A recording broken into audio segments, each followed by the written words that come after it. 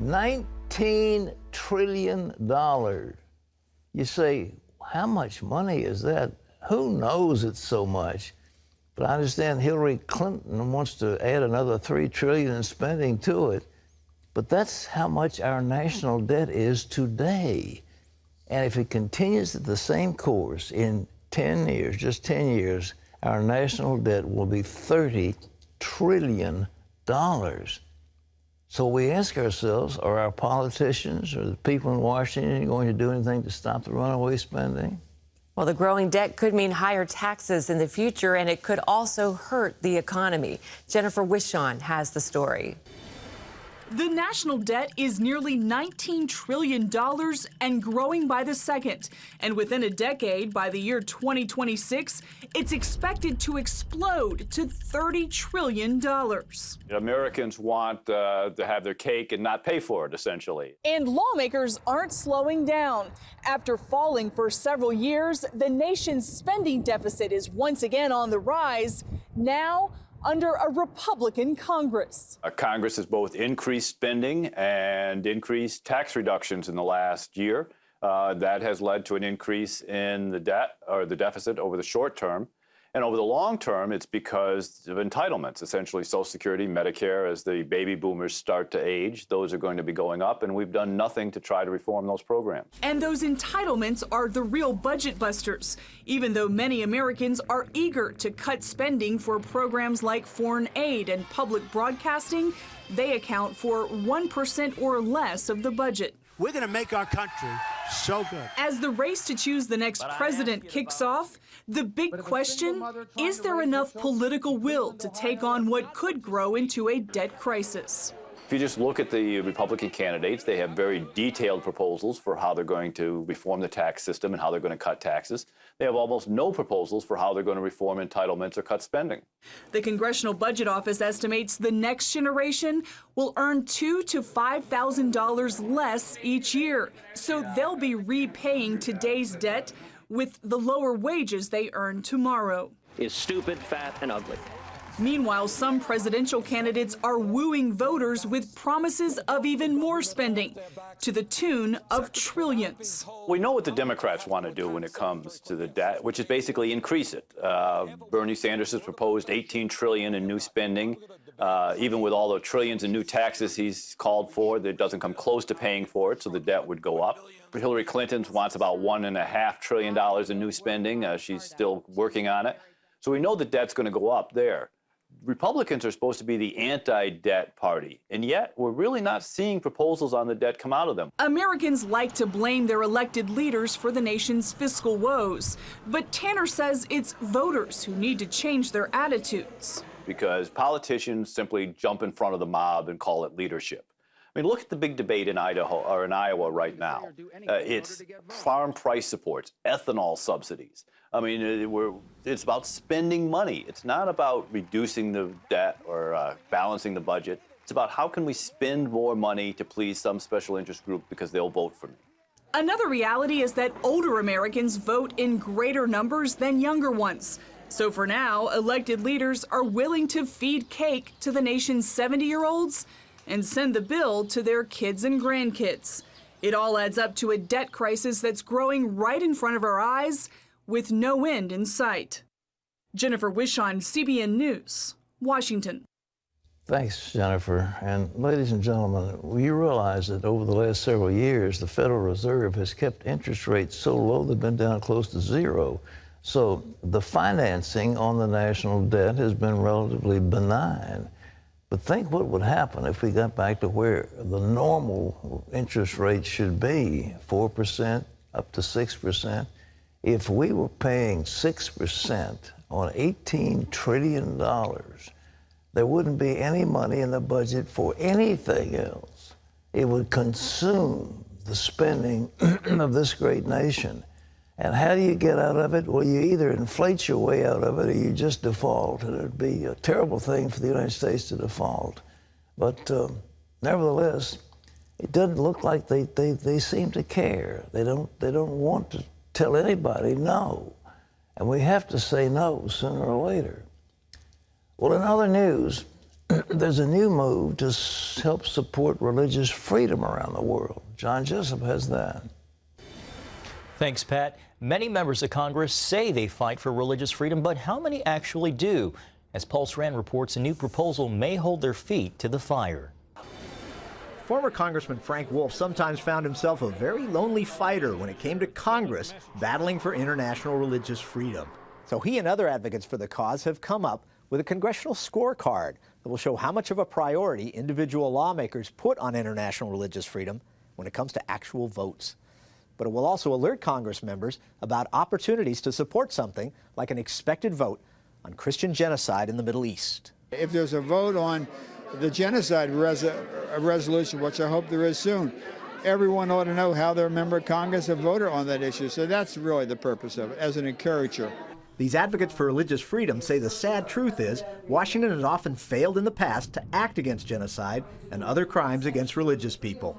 We know what ISIS is doing, so will the Congress, will the administration, will the world miss it here? The advocates at this news conference say churches and religious institutions need to pressure lawmakers and make sure they're voting to protect believers suffering from religious persecution around the world.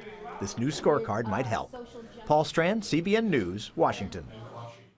Thanks, Paul. And Pat, as I understand, that scorecard will bear the name of William Wilberforce. Well, he was a great man, and he's the one who led the fight against slavery in England, and he was a powerhouse. We need a few like that. Frank Wolf was a great guy. He's retired from Congress, but he's been an outstanding leader. Hey, this has just come in, if it means anything to anybody. One more candidate is dropping out of the race. Rand Paul is pulling out. There's some others. It seemed like to me it's time, certainly after this New Hampshire primary is over, a whole lot of those guys ought to get out and the field will narrow. I don't know if that'll help or not help, but nevertheless, we've got too many in there now. And maybe we can consolidate, or they can consolidate some of the voting, and a real leader will emerge from their ranks. So, yes, Winnie. Rand Paul was, he came in number 5 in Iowa, and some of the other guys are still in, and they've only got a handful of votes. Former governor of Virginia is you know. He's still in there, Gilmore. Well, we used to use the term, you know, in the rating books, when we were looking at the rating books, and when you didn't have any ratings on a show at all, that have this little check mark, and we call it the marks of Cochise. So that's all Gilmore gets, is the marks of Cochise. You know, he's in a negative. I don't know how you could have negative support, but that's what it shows. Well, what's the purpose of those guys staying in and somebody like Paul? I can't understand it unless you have some people around you who are, you know, just zealots. So they just say, well, you've got to get out to make a message and so. Or perhaps vying for a cabinet position, or even vice president, or something like that. I don't see some of them the lower tier, but I tell you, if they would consolidate, you've got Christie would be a fabulous cabinet guy. Ben Carson would be a fabulous cabinet guy. You've got people up and down the line who would be incredible in a cabinet, but right now they don't say that because they want to run for the top job. But we'll see. It'll shake out, but it's interesting. John. Pat, the Pentagon wants to double its budget to fight ISIS. Top military brass are asking for $7.5 billion to ramp up that battle. Defense Secretary Ash Carter said it's because the U.S. military has struck the Islamic State with so many expensive precision-guided bombs that they're starting to run low. He said nearly $2 billion is needed to buy 45,000 new high-tech bombs. Carter also said next year's defense budget needs to quadruple spending on troops and training in Europe because of the growing threat from Russia. The Obama administration wants $3.4 billion to ramp up its response to the Russian aggression in Ukraine. Well, President Obama visits a U.S. mosque today. The move coincides with growing sentiment from Muslim Americans who say they're confronting increasing levels of bias and harassment. White House officials liken today's message from the president to an address he delivered last week at the Israeli embassy. But some critics are sounding the alarm. One group, the Investigative Project on Terrorism, reports this mosque has a long history of ties to terrorism. And Pat, this is the first time in his presidency Mr. Obama is visiting an American mosque. Well, you know, there was an article today in the Wall Street Journal about the use of mosques as a breeding ground for terror. And the rhetoric that comes out of those places is just beyond belief.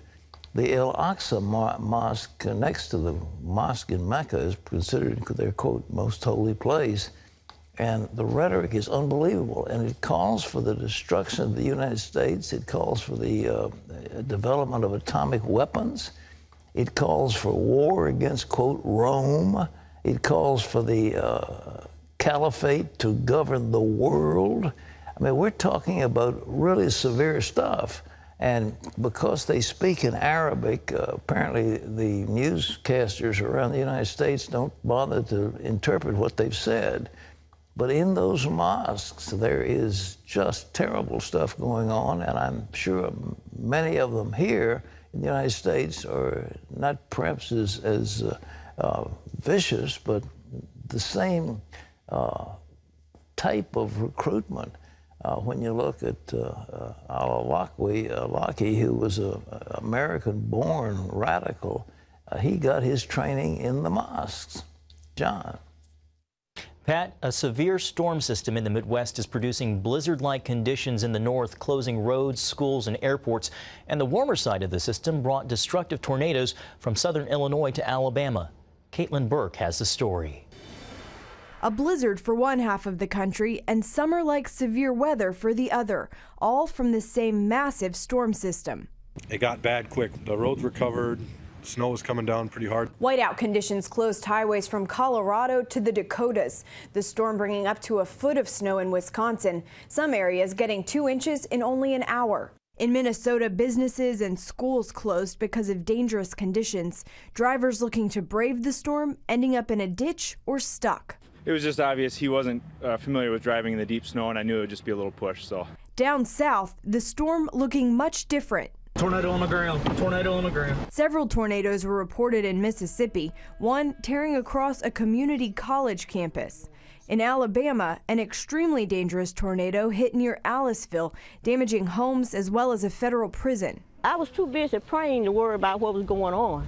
I was just calling on the name of Jesus, asking him to take care of us. I didn't know what had happened until I came out of that closet and I saw everything around. Then I got a little nervous then, but I was grateful to God. He brought us through it. A total of 6 tornadoes have been reported in Mississippi and Alabama. Severe weather for the Midwest is expected to end today as that storm system works its way towards the eastern seaboard. Caitlin Burke, CBN News. Thanks, Caitlin. In health news, a diet with seafood at least once or twice a week could help some people avoid Alzheimer's disease, according to a study from Chicago's Rush University. It found that a diet with fish could protect people with a genetic risk for Alzheimer's from getting the disease. And it found that the mercury in fish didn't pose a health risk. The researchers say that fish oil supplements didn't have the same positive effect as fish itself, but that may be because some people don't take those supplements regularly.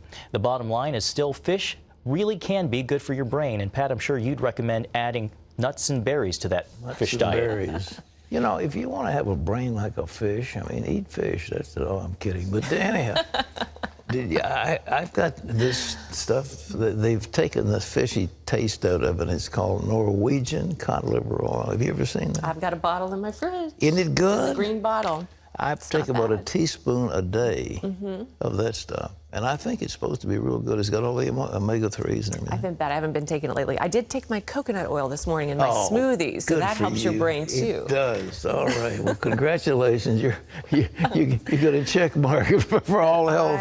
I love fish. I could eat fish every day. I love fish, but you know the swordfish particularly was really high. You know, the higher up the food chain it goes, you know, the medium fish eat the little fish, and the big fish eat the medium. So they build up this toxic brew of mercury. And it's a shame because swordfish is so good. Oh, it's wonderful. But, yeah, you have to be careful loaded, with it. At least it used to be considered loaded with mercury, and mercury is a real killer. So, but who knows? They say it's not too bad.